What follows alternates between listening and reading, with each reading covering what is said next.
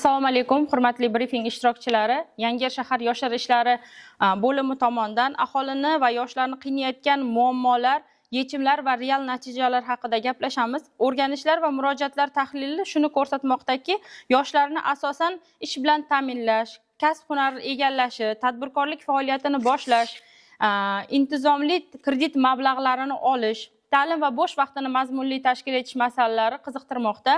Ayniqsa shu imtiyozli kredit mablag'larini olish maqsadida shu Aloqa bank tomonidan hozirgi kunda prezidentimizning qarorlari 60-sonli qarorlari bilan bog'liq bo'lgan o'sha imtiyozli kreditlar olish ayniqsa hozirgi kunda katta qiziqish uyg'otmoqda. Mazkur muammolarni hal etish maqsadida bo'sh ish o'rinlari yarmarkalarini tashkil etilyapti. Yoshlarni kasb-hunar kurslariga yo'naltirilmoqdamiz.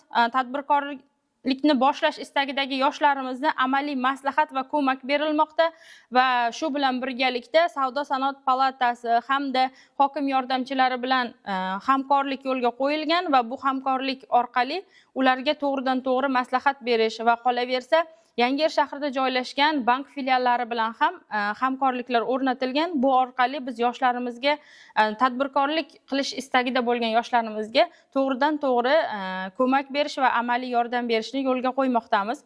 Sport musobaqalari hamda ma'naviy ma'rifiy tadbirlar muntazam o'tkazilmoqda. Ijtimoiy himoyaga muhtoj yoshlarni qo'llab-quvvatlash ishlari davom ettirilmoqda.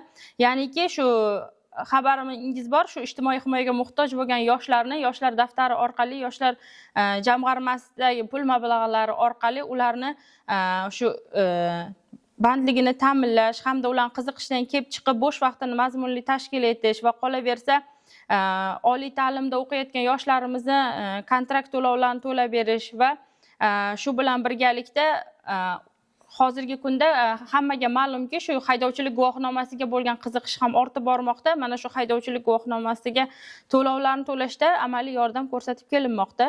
Natijada ko'plab yoshlarning bandligi ta'minlanib, ularni ta'lim olishi, kasb egallashi va o'z salohiyatini namoyon etishi uchun keng imkoniyatlar yaratilmoqda. Yangiyer shahar yoshlar ishlari bo'limi tomonidan yoshlarning huquq va manfaatlarini himoya qilish, ularning bandligini ta'minlash, bo'sh vaqtini mazmunli tashkil etish hamda jamiyatdagi faolligini oshirish bo'yicha izchil ishlar davom ettirilmoqda.